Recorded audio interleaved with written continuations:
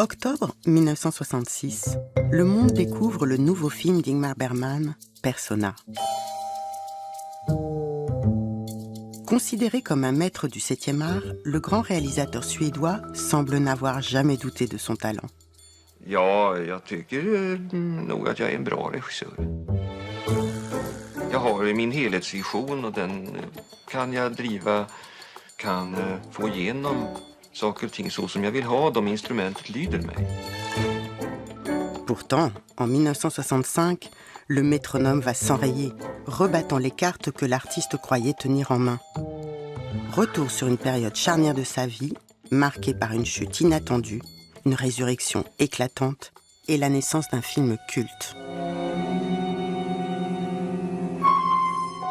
Bergman dira lui-même « Persona m'a sauvé la vie ». Mais sauvé de quoi exactement ?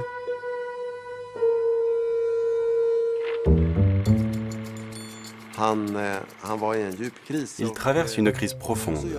Et là, il fait Persona. Selon beaucoup de monde, son film le plus important, son chef-d'œuvre.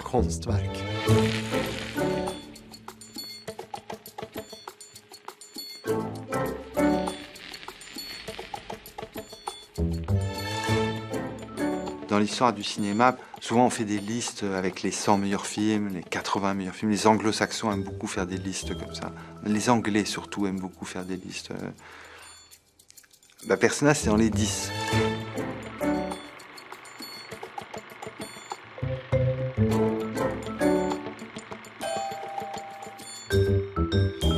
Jag har gjort 26 eller 27 filmer eller vad det är för någonting och satt upp en förskräcklig massa teaterpjäser och hållit på praktiskt taget professionellt i 25 år. Och jag kan nog säga det att Persona springer ju fram ur en personlig upplevelse, en sorts sanningskris. Jag tänkte att den enda formen av sanningen det är alltså tigandet. Alors, il faudrait revenir un peu en arrière. Ingmar Bergman, depuis les années 50, c'est un cinéaste qui est une gloire internationale. Il s'est fait connaître au monde entier et a eu son premier prix au Festival de Cannes avec Sourire d'une nuit d'été. Et il est devenu une sorte de légende déjà de son vivant, avec plusieurs films comme Monica. D'ailleurs, il y a certains critiques qui datent la naissance du cinéma moderne avec ce film de 1953.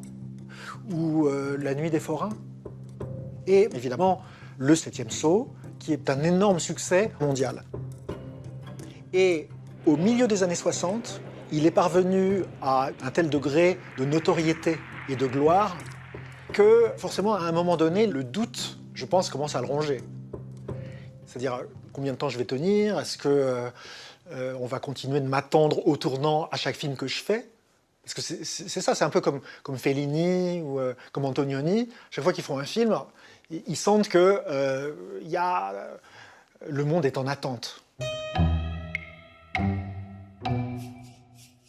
Om man ska försöka börja med själva födelsen av den här sommaren innan jag gjorde Persona så gjorde jag ju ingen film utan då skrev jag bara ett manuskript som jag kallade för Människoätarna. Det var ett väldigt stort manuskript, det var tjockt. Jag hade tänkt nämligen göra en 4 timmars film. Det var också efter andra året första året som Dramatenchef i Stockholm. Och sen så var meningen då, planeringen var den att jag skulle göra den filmen sommaren därpå. Då kommer ni ruskigt lugnt in här i den ordning som ni har haft. Il travaillait sur la base d'une année. Il faisait 4 mises en scène de théâtre et l'été, il faisait un film. Il avait une capacité de travail énorme. Mais c'était aussi un moyen de ne pas tomber, de ne pas laisser les angoisses l'envahir. Sen tittar ni utåt. Quand il arrive, le théâtre est en très mauvais état, donc il est surchargé de tâches administratives. Il faut trouver les budgets pour finir de rénover le théâtre, etc. Il met en scène en même temps les spectacles et il est absolument débordé. Et donc la Svensk Film Industri la compagnie de production qui dit, bon, comme d'habitude, on va faire un film cet été. Il dit, là, j'en ai plus la force, je n'y arrive plus. Alors, il va y avoir une sorte de coup de théâtre dans sa vie, mais je pense qu'il correspond aussi à une sorte de somatisation de ce qu'il est en train de vivre sur le plan professionnel. Il fait une sorte de burn-out.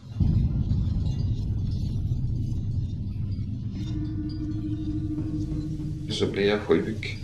Förkyld, bara en vanlig förkylning, och jag gick uppe med den och harklade och hade feber.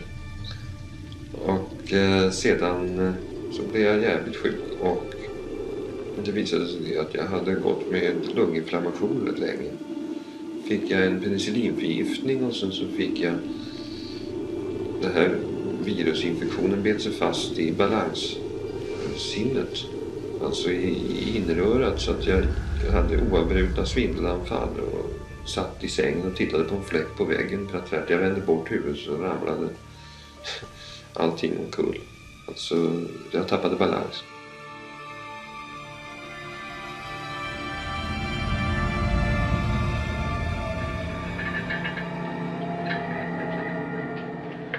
Och var sjuk.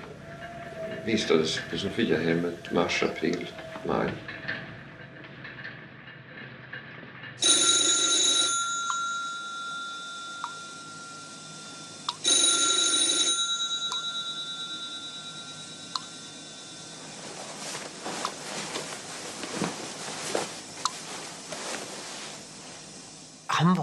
Il n'était pas malade. C'est arrivé à d'autres moments de sa vie où il faisait en sorte d'aller faire un séjour à la clinique de Sofiahemmet pour ne pas faire ce qu'il aurait dû faire. Je suis sûre qu'il va m'envoyer une vilaine mouche ou quelque chose, mais Ingmar n'était pas malade. Il ne voulait pas faire l'autre film. Il faut toujours se méfier de Bergman. Si on cherche à savoir comment les choses se sont vraiment déroulées, Bergman n'est pas une source fiable. C'est une personne avec une perception de la réalité un peu compliquée.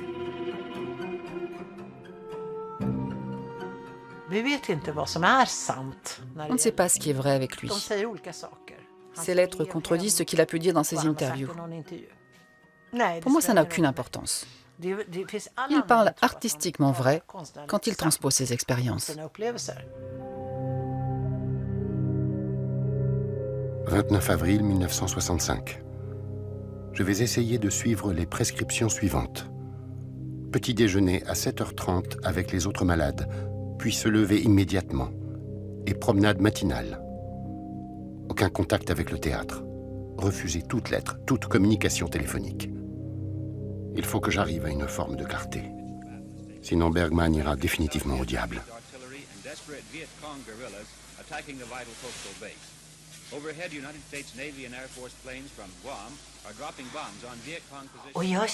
Je sentais sans être capable de le verbaliser à ce moment-là. Le rôle que je jouais, c'était Ingmar. Mes réactions, le fait d'être silencieux, enfermé, sans volonté de parler à qui que ce soit, c'était Ingmar. C'était cette personne-là qui avait annulé un film et qui était partie à l'hôpital. C'était moi. Je crois que Bergman s'identifiait beaucoup à ces personnages. Il suivait la fameuse formule de Flaubert, « Madame Bovary, c'est moi ».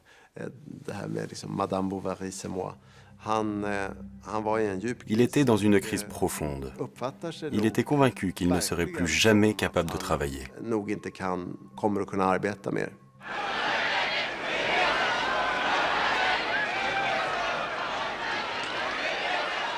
On est en 65. C'est déjà les prémices de 68. Il commence à y avoir un vent comme ça d'activisme politique qui secoue l'Europe, pas que l'Europe, les États-Unis, qui secoue le monde entier. C'est une période très mouvementée. Il évoque notamment dans ses cahiers la guerre du Vietnam. Et il doute de la capacité de l'artiste, du cinéma et de l'art à pouvoir dire quelque chose d'important sur notre réalité. Qu'est-ce que je peux dire, moi, avec mes tours de clown, quand le monde brûle ? artillery is used for softening up operations, which is still held by several Vietcong troops. The naturally tested bombardment and point bombing on American and South Vietnamese bases. Ground forces are moving in with their machine guns and flamethrowers to rout out the Vietcong from their entrenched positions, often in underground canals.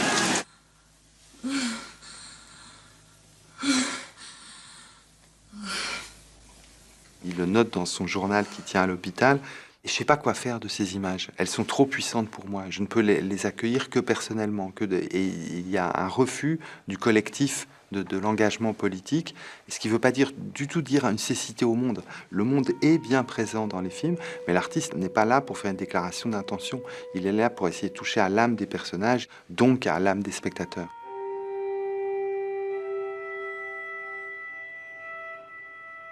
För mig har alltid det individuella dramat, individens drama, varit det fascinerande. Och då blir det väl kanske i bästa fall så att detta själsliga förlopp också speglar någonting.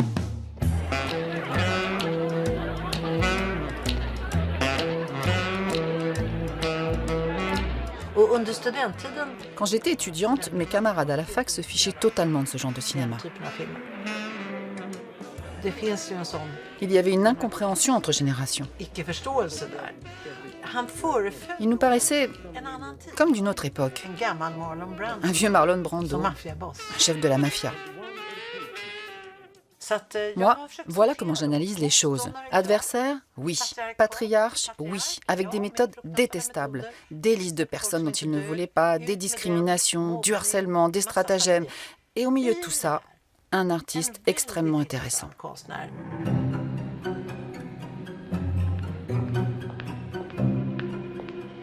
Och ingen visste överhuvudtaget när jag skulle bli frisk.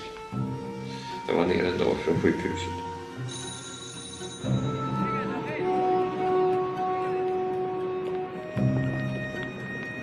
Våren innan. Och då hade jag som hastigast träffat Liv Ullmann tillsammans med Bibi. Var kontrakterad för den här stora människoätaren. Bibi et moi, nous nous sommes connus plusieurs années avant Persona sur un autre film. Et un jour, 4 ans plus tard, on se promenait dans la rue et soudain devant nous est arrivé Ingmar Bergman. Il s'est arrêté et il a embrassé Bibi en disant « Ma très chère Bibi ». Puis il m'a regardé et il a dit « Je sais qui vous êtes. Vous êtes Liv Ullmann de Norvège ».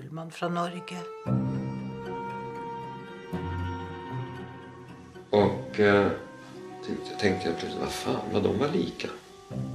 De hade någon sorts egendomlig likhet. Sen så åkte jag väl hem då och hade fortsatt att ha snurren där hemma på Sofiahemmet. Men sen började det på något sätt att spela i huvudet på mig, den här jävla likheten. Detalj plötsligt kommer för en gång på gång. Och man tänker, varför kommer den nu tillbaka hela tiden? Varför upprepar den sig? Och det är på något sätt som om den pockade på att man skulle sysselsätta sig med den. Som till exempel i Persona, att jag såg framför mig plötsligt en dag 2 kvinnor som sitter bredvid varandra i stora hattar och jämför sina händer med varandra. Det är ofta en väldigt konkret bild och en sorts akustisk förnimmelse.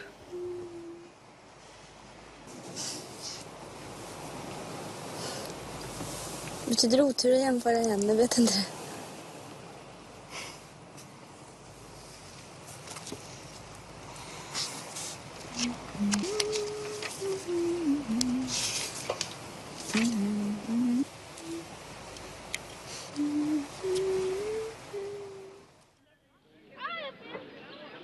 Bibi Andersson, à travers de nombreux films, est la muse d'Ingmar Bergman. Bibi et lui ont été amants dans les années 50. Et là, il a trouvé une nouvelle Bibi, qui lui ressemble. Il les laisse se rencontrer dans la même image. Pour moi, Bergman est dans les 2 femmes à la fois. Cette image devient donc incestueuse et chargée de tension.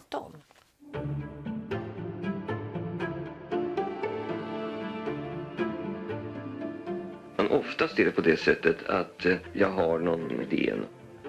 Och sedan så ofta har jag den skådespelaren i tankarna när jag skriver rollen. Så sen börjar man alltså att samla material i böcker. Och skriver en massa. Det kan sträcka sig över en kolossalt lång tid.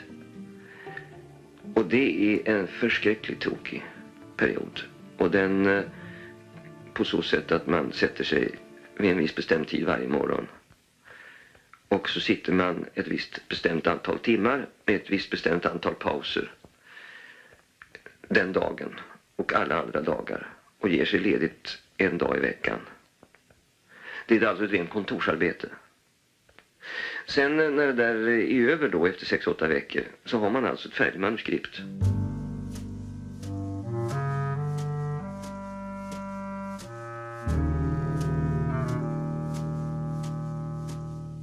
Lorsqu'il s'agit d'écrire, c'est presque comme un rituel. Et je crois que c'est vrai de la plupart de ces films qui partent d'une idée. Mais ce qui va être particulier dans Persona, c'est qu'il va ouvrir les vannes encore plus que d'habitude. 17 juin 1965. Je n'ai pas écrit un scénario de film au sens habituel du terme. Ce que j'ai écrit me paraît ressembler plus à une simple ligne mélodique que, je crois, j'orchestrerai pendant le tournage avec l'aide de mes collaborateurs. Sur de nombreux points, je suis indécis. Et à un moment, au moins, je ne sais absolument rien de ce qui se passera. Après sa sortie de l'hôpital, le tournage de Persona commence en studio à Stockholm. Et Bergman n'aime pas les rushs. Il est très mécontent des rushs. Ingmar était comme ça. Qu'est-ce qui se passe? C'est quoi ce film? Et Bibi était stressée, ne se souvenait pas de son texte.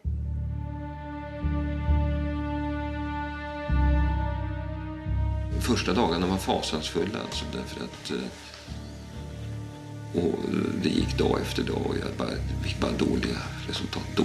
Jävliga resultat hela tiden. Förstenad av trötthet. Jag kände bara det där pallen, jag klarar inte, jag orkar inte.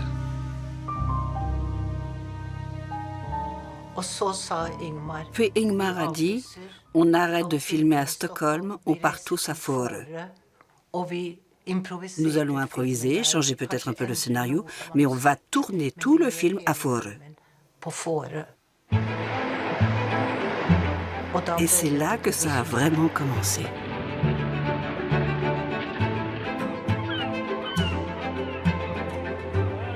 Det var väl på det här sättet att jag kände mig allt mer otillfredsställd med att vara i Stockholm. Så att jag längtade efter det där. Kom jag till det här landskapet, Fårö, med sin brist på färger, med sin kärvhet. Jag förstår egentligen inte varför, men det var bara att jag kände att det här var mitt land.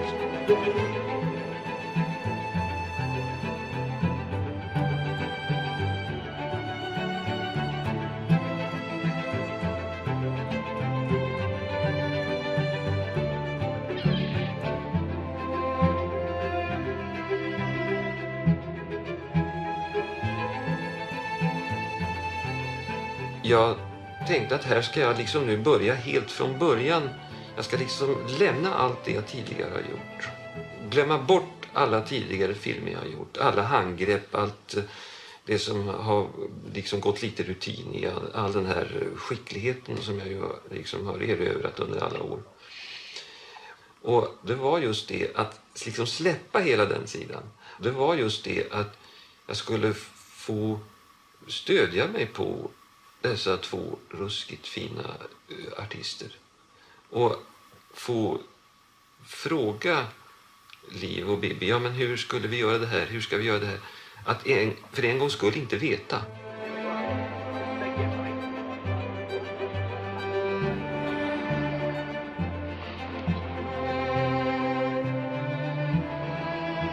Pour la première fois de sa carrière, il va s'employer à faire des retakes, c'est-à-dire des retournages. Et de toute sa filmographie, Persona est le film pour lequel il y aura le plus de retournages. À partir du moment où il est sur l'île, il laisse une grande latitude à ses comédiennes, et c'est comme ça que naît Persona.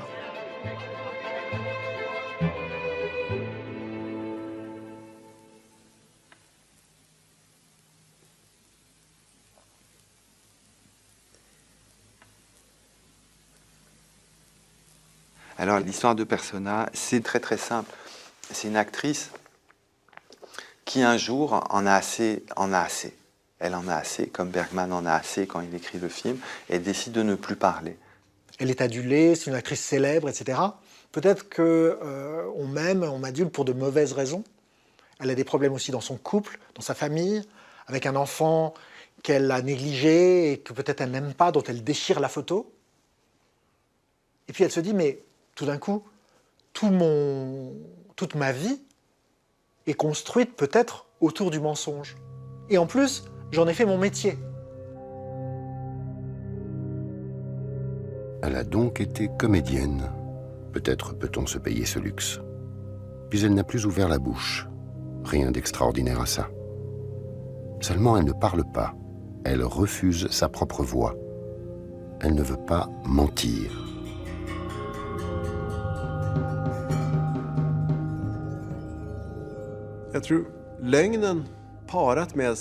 Le mensonge et la passion pour la vérité sont des éléments centraux dans le travail et dans la vie de Bergman.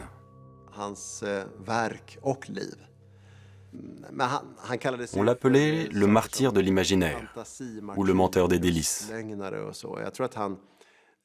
Une de ses fiertés professionnelles était de ne pas dire la vérité. C'était son boulot, inventer des histoires, faire de la fiction. Est-ce que pour être un cinéaste, il faut être un bon menteur? Oui. Oui, il faut bien mentir.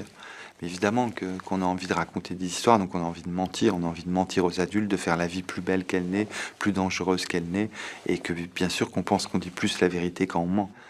Évidemment, Bergman se peint sous les traits de cette actrice, Elisabeth Vogler, qui a choisi le silence plutôt que le mensonge. Et ce qui fait de Persona un phare vraiment dans son œuvre, c'est qu'il arrive à faire que le silence ait la même puissance que la parole.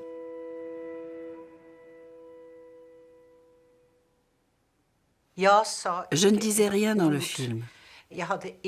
J'avais une seule réplique dans tout le film et c'était « rien ». Mais elle n'a pas raison, Liv Ullmann. Elle n'a pas raison. Celle qui a raison, c'est la psychiatre qui lui dit tout ça, c'est de la vanité. Ce silence que tu choisis, c'est une vanité. C'est encore du nombrilisme, c'est encore de l'amour de soi. Jag förstår dig, Elisabeth. Jag förstår att du tiger. Jag förstår att du är orörlig. Att du satt viljelösheten i ett fantastiskt system. Jag förstår och jag beundrar. Jag tycker du ska hålla på med den här rollen tills den är färdigspelad. Tills den inte längre är intressant. Kan du ju lämna den. Precis som du undan för undan lämnar alla dina andra roller. L'humanité, c'est qu'une collection de différentes façons de jouer un être humain. Mais ça n'est que ça, c'est que cet effort pour ressembler à quelqu'un, pour tenir son rôle, parfaitement ou imparfaitement. C'est très agréable d'écrire avec un crayon à papier. Cela me rappelle tant mon enfance. À travers Madame Vogler, Alma se cherche et se trouve elle-même. Elle dit « Je ressens une telle tendresse pour Madame Vogler qui vit un moment si difficile. Je ne sais pas quoi faire avec toute cette tendresse. Je la porte comme une sorte de boule toute chaude dans mon ventre. »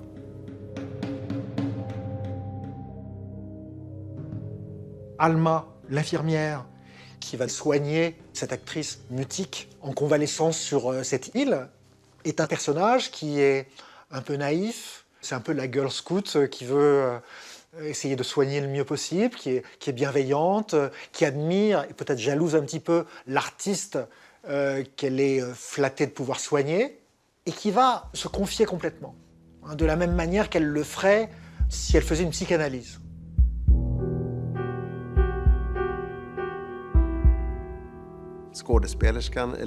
Pendant que l'actrice Elisabeth reste silencieuse, Alma parle pour deux.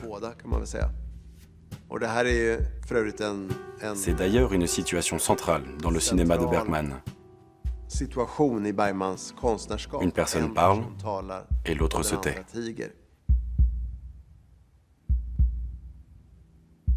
Il y a cette scène magnifique avec ce récit un peu pornographique comme ça d'une scène sexuelle où tout d'un coup elle raconte son désarroi d'être dépassée par ses sens. Plötsligt så hörde jag att Katarina sa: Du, ska du inte komma ett tag? Så tog hon honom i hand och så hjälpte hon honom av med jeansen och skjortan. Så plötsligt så var han ovanpå henne. Hon hjälpte honom till rätta och höll honom om stjärten. Den andra pojken han bara satt upp i backen och tittade. Jag hörde Katarina viska i örat på honom och skratta. Och jag hade hans ansikte alldeles intill mig. Det var alldeles rött och svullet. Plötsligt så vände jag på mig och så sa jag: Du, ska inte komma till mig också? Och Katarina sa: Du ska gå till henne nu. Så drog han sig ur henne och så föll han över mig alldeles hårt. Så tog han tag i mitt ena bröst. Oj, varför det gjorde så ont. Jag var alldeles färdig på något vis. Jag kom nästan med en gång. Kan du förstå det? Ce moment est un moment clé qui a fait beaucoup parler de lui à l'époque, que même à la lecture du scénario, certains avaient demandé à Bergman de couper la scène. Och han lägger det i kvinnomun och därför, det är många... Certaines de mes collègues femmes politisées trouvaient extrêmement provocateur qu'il mette ses propres fantasmes sexuels dans la bouche d'une femme. On peut dire qu'il était vraiment courageux. Il allait contre tout ce qui était considéré comme convenable. Même aujourd'hui, ça reste provoquant.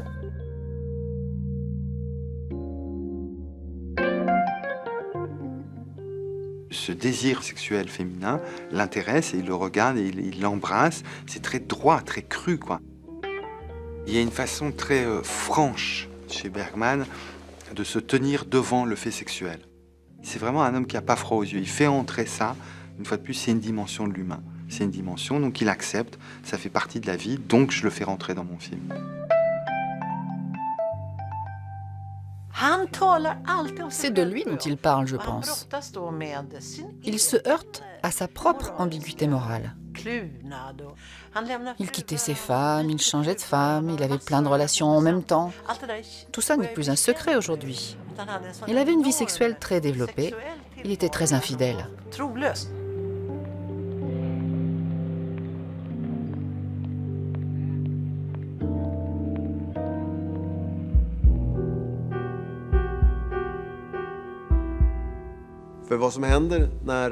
Ce qui se passe quand Alma se livre, car elle se livre de plus en plus à Elisabeth, c'est qu'elle réalise qu'elle en a trop dit.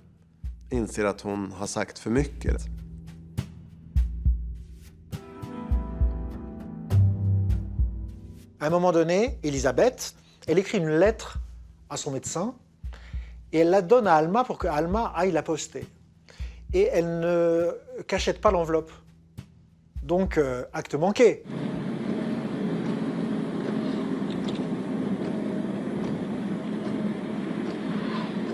Est-ce qu'elle va l'ouvrir? Évidemment qu'elle va l'ouvrir. Elle est comme nous, elle est curieuse de savoir ce qu'il y a dedans.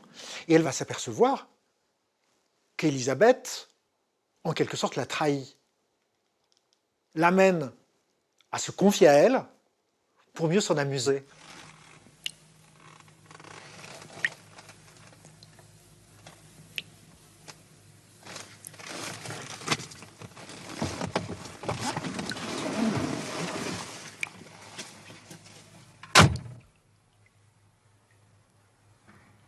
C'est une des raisons pour lesquelles c'est un metteur en scène de génie, c'est que vous voyez des gens faire à l'écran des trucs et c'est irrémédiable. Quand quelqu'un commence à parler, on lui dit « Ne dis pas ça, ne dis pas ça, tu vas le regretter ». Et le mec le dit.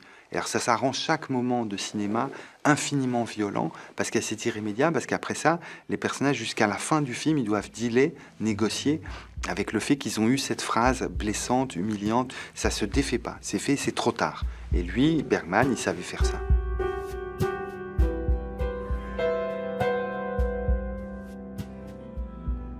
Comme beaucoup de cinéastes, Bergman filme ses obsessions pour conjurer ses peurs. Et ses plus grandes peurs, c'est la peur de l'enfermement et la peur de l'humiliation. Redan som barn hatade jag att bli förödmjukad. Mina tidigaste minnen är förbundna med förödmjukelser. Och den tidens uppfostran var väldigt mycket baserad på att man skulle förödmjukas.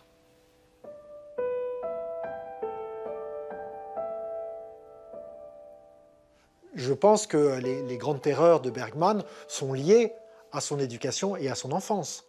Notamment cette éducation extrêmement rigide, protestante, avec des châtiments corporels, des humiliations psychologiques traumatisantes qui ont hanté son enfance. Et tout cela va se retrouver dans son cinéma.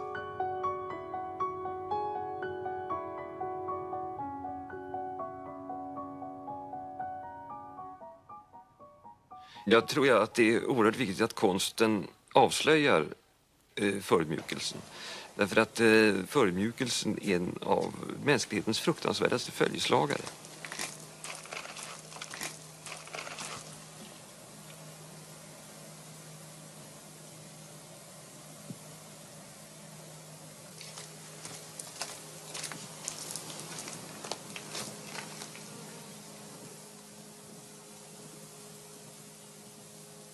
À partir de ce moment-là, Alma est déchirée. On a un rapport très très violent qui s'instaure et il va y avoir une scène au suspense quasiment insoutenable. C'est presque Hitchcockien, c'est-à-dire que la tension va arriver au point de casser la pellicule du film.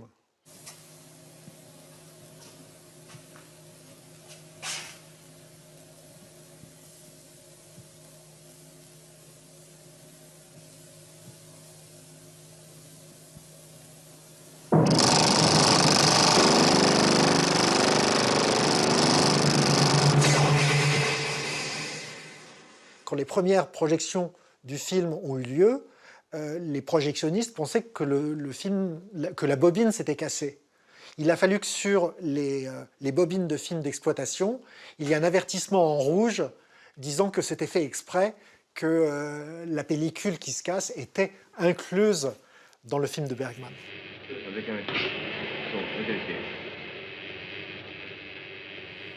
För du vet, det var väldigt mycket strid om alltså det här avbrottet i Persona. Du vet, när filmen går sönder, om du kommer ihåg det. Och det var många som här på företaget och på andra håll förståsigpåare som tyckte att det var ett kolossalt fånigt avbrott. Och jag är precis motsatt uppfattning därför att jag tror det att om man rycker publiken ur skeendet en stund och sedan för dem tillbaka till så ökar man sensibiliteten.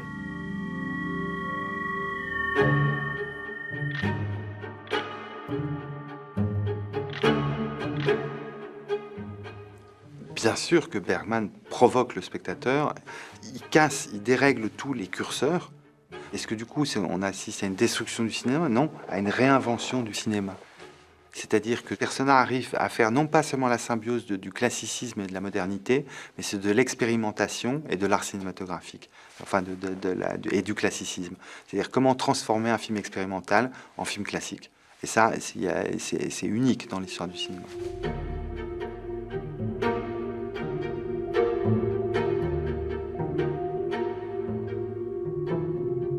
C'est un film sur le cinéma, qui parle de cinéma, et comme par hasard, le premier titre de Persona, c'est cinématographe.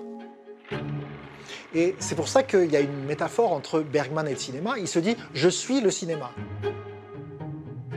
Il dit aussi au spectateur « jouez avec moi, s'il vous plaît ». C'est une expérience vivante, émotionnelle de cinéma, et c'est un film qui commence par les deux charbons d'une lampe à incandescence dans un projecteur de cinéma qui font naître la projection d'un film.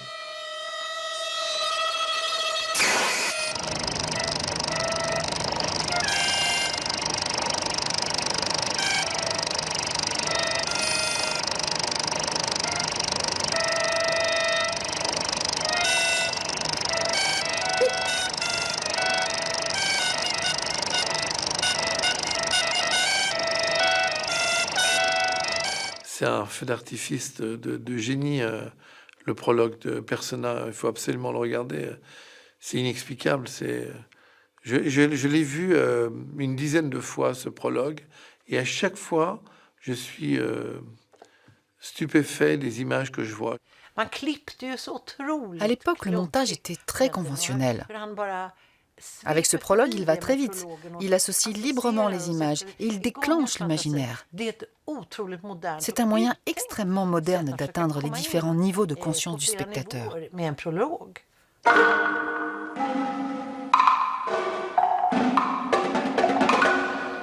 Jo, det föresvävade mig då att jag ville göra en dikt, men inte i ord utan i bild. Började det med den där projektorn och den här... Det är alltså diktens under, men sen kan man ju tyda den hur man vill. Alltså. Jag menar, det är ju precis som med alla dikter.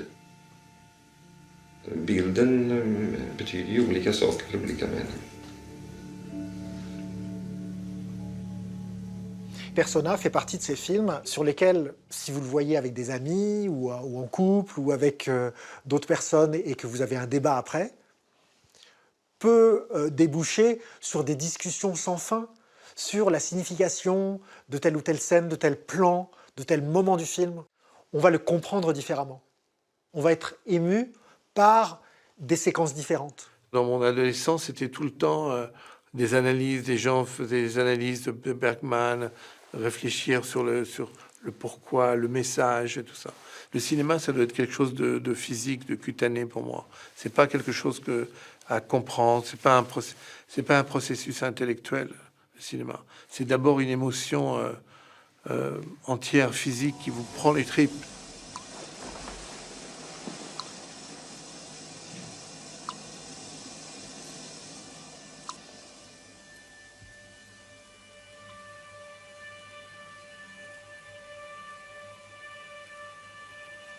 Pour moi, c'est vraiment l'image de l'enfance et de la mère. Il y a quelque chose qui a à voir avec la création d'une image aussi. Moi-même, je me suis vu dans cet enfant avec ma mère. C'est quelque chose de très... je crois qu'il doit toucher absolument tout le monde. Le premier personnage qui bouge dans le film, c'est cet enfant. Et pour moi, il lève la main vers nous. Et ce qu'il cherche à toucher, c'est la frontière, c'est-à-dire c'est l'écran, ou c'est l'optique de la caméra. En fait, c'est la frontière entre le spectateur et le film. Ce que nous montre Bergman, c'est que finalement, on peut très bien inverser le rapport entre spectacle et spectateur. Le cinéma est un miroir du spectateur.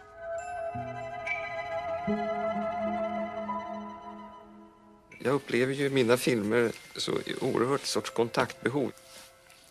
Konsten är alltså en spegling och man måste lära sig och man måste veta hur man ska hålla spegeln. Darrar man av skräck när man håller i spegeln så blir ju bilden otydlig. Ju längre jag håller på, ju mera upplever jag varje film jag gör som en dröm. Den där blandningen av verkligt konkretiserade drömmar och översatta materialiserade drömmar, det har mer och mer blivit mitt filmiska uttryckssätt.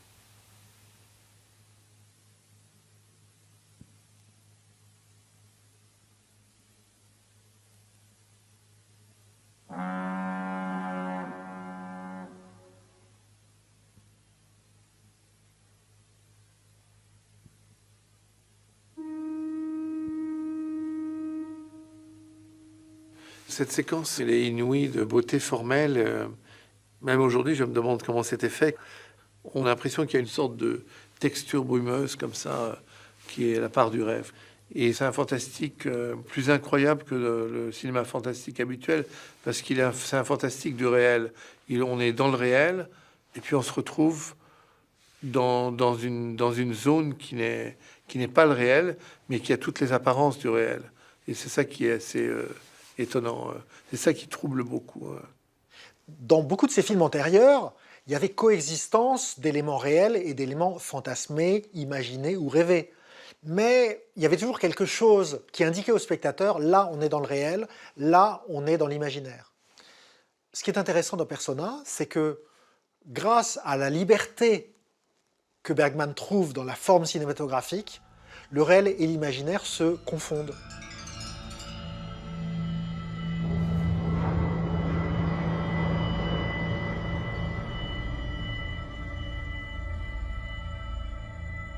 Le thème du rêve, c'est un grand thème bergmanien. C'est vrai que les personnages sont hantés comme ça par des rêves, mais c'est des souvenirs surtout d'humiliation ou de terreur. Les rêves sont toujours une menace. En tout cas, le fait de rêver est dangereux. Donc c'est plus intéressant un cauchemar qu'un rêve, c'est ce danger.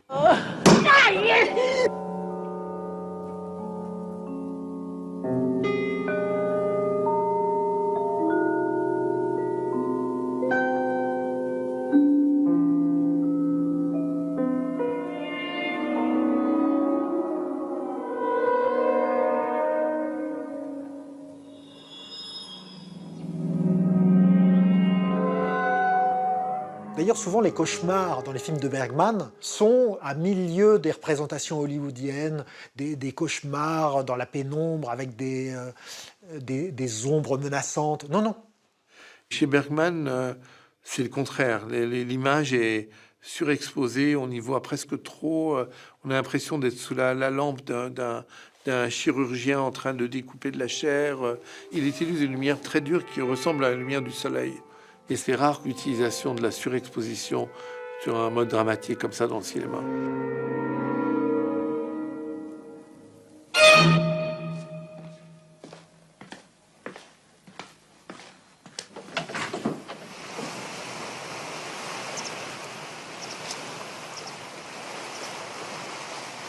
Jag får fullständig hetta och i solljus får jag klaustrofobi och mina mardrömmar är alltid indränkta av ett våldsamt solljus.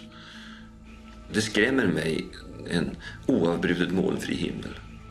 Då tycker jag på något sätt att jorden förgås på något sätt. Alltså.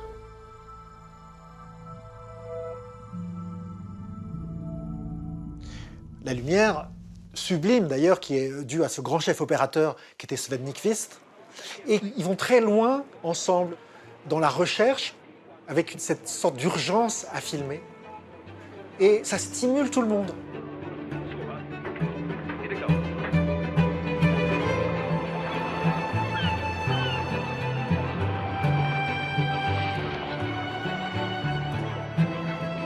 Ja, genom det att jag hela tiden gick förutsättningslöst och vi hade en grundtext som inte på någon enda punkt var sakrosankt, så kunde vi hela tiden manövrera oss fram till nya resultat.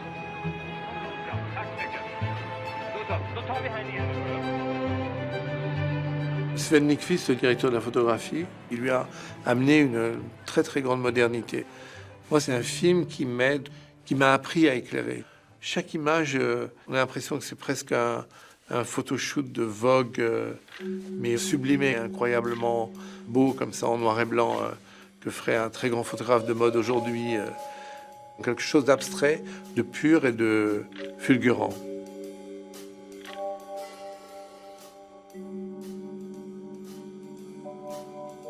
Bergman, pour moi, c'est aussi celui qui a inventé la façon dont le visage vient vous interpeller, dire « je suis autrui » et qu'est-ce que vous répondez à ce visage. Au cinéma, il y a un interdit, il y a une transgression que Bergman a bravé pour la première fois dans Monica. Il est interdit dans le cinéma classique à un acteur de regarder directement la caméra.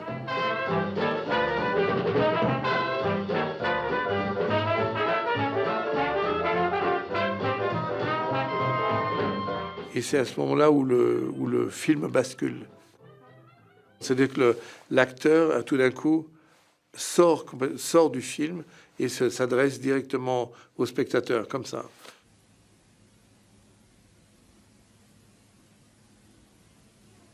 Nej! Jag är inte som du. Jag känner inte som du. Jag är syster Alma, jag är bara här för att hjälpa dig. Jag är inte Elisabeth Fågler. Du är Elisabeth Fågler. Jag vill gärna ha... Jag älskar... Jag har inte. Flickorna visste inte om att jag tänkte göra det. Det visste väl inte jag heller när vi gjorde det, utan det var en idé som jag kom på sedermera under inspelningens fortsatta förlopp. Och så laddade vi det i klippbordet och så bad jag flickorna komma en dag efter middagen och titta på något skojigt, en överraskning. Le visage était complet, mais un côté c'était moi et l'autre côté c'était Bibi. Bibi a dit « Mon Dieu, Liv est fantastique. Mais qu'est-ce qu'elle a ?» Puis il m'a demandé d'entrer dans la pièce et j'ai vu ce visage. Mais c'est Bibi, c'est fantastique. Ni l'une ni l'autre ne s'est reconnue dans ce visage coupé en deux, où la moitié du visage est à l'autre.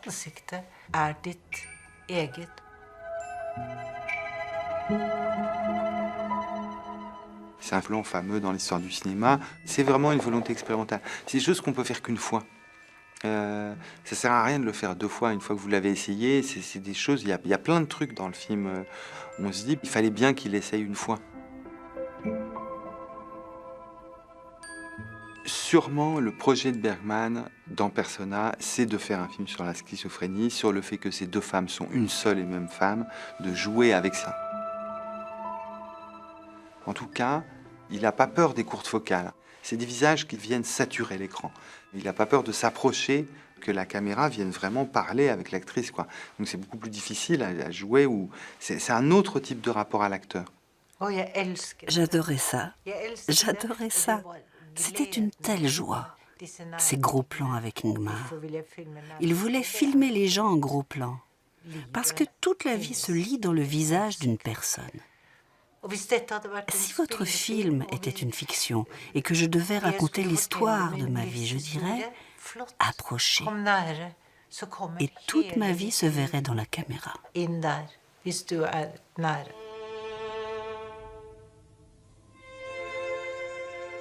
Jag är oerhört fascinerad av henne, suggererad av henne som aktris. Du ska tänka, hon har en lång scenkarriär bakom sig.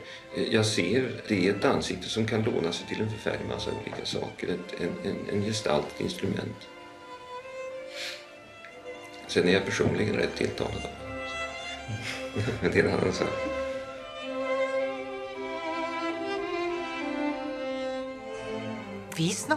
Pendant le tournage, je me disais, cet homme est en permanence à côté de la caméra. Il me regarde en permanence. Après quelques jours, je me suis dit, mais là quand même, il me regarde vraiment beaucoup. Et puis un soir, on se promenait, Ingmar et moi, et on s'est assis sur un rocher. À peu près à l'endroit où il a construit sa maison plus tard. Et il m'a dit, Liv, j'ai fait un rêve cette nuit. J'ai rêvé que nous étions douloureusement unis tous les deux.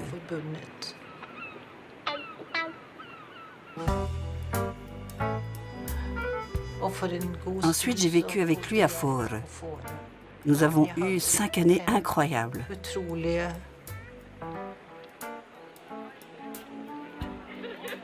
Ce qui était fantastique, c'est qu'on était si enfantins à Fårö. On était tellement joyeux.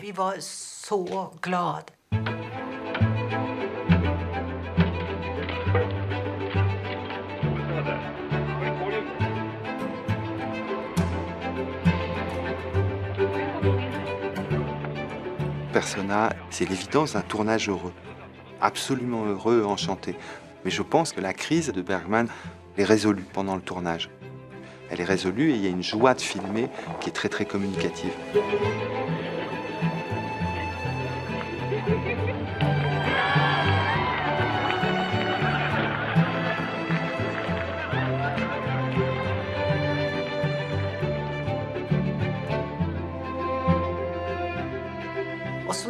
C'est intéressant. Il a fêté ses 50 ans peu après avoir fait ce film. Persona lui a permis de commencer à penser différemment, de redevenir un réalisateur novateur et de continuer à faire d'autres films. Pour lui, nous savons que dans sa vie, il y a un avant et un après Persona. Et à ce moment-là de son art, le film vient très certainement marquer une rupture. C'est une date, quoi. C'est vraiment une date. Et c'est curieux parce que c'est un de ses films les plus connus. Et pourtant, sur Persona, et sur Persona seul, il dit là, je l'ai fait pour moi. Jag tar inte en sorts hänsyn längre till publiken. Jag var väldigt angelägen om den för jag tror också på ett väldigt ängsligt sätt. Det är jag inte. Jag har inte den hänsynen längre. Det stämmer nog. On a souvent dit que la fin de Persona était mystérieuse et difficile à vraiment comprendre. Est-ce qu'elle est optimiste? Est-ce qu'elle est pessimiste? En tout cas, elle est très ouverte et elle exprime le fait que les deux personnages retournent au monde après avoir été isolés sur cette île de Fårö. Och där är det en väldigt viktig sak för mig och det är det där att man kan aldrig förstå en film, en sån här film. Det är inte frågan ens om att förstå, utan det är alltid frågan om att ha en känsloupplevelse i första hand.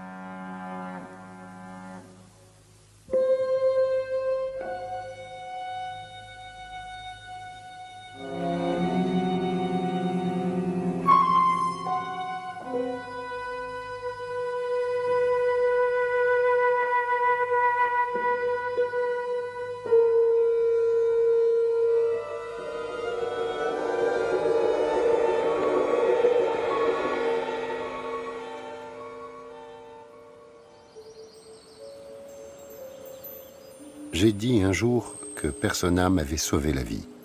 Ce n'était pas une exagération. Si je n'avais pas trouvé la force de faire ce film-là, j'aurais sans doute été un homme fini. Je sens aujourd'hui que dans Persona, je suis arrivé aussi loin que je peux aller et que j'ai touché là, en toute liberté, à des secrets sans mots que seul le cinéma peut découvrir.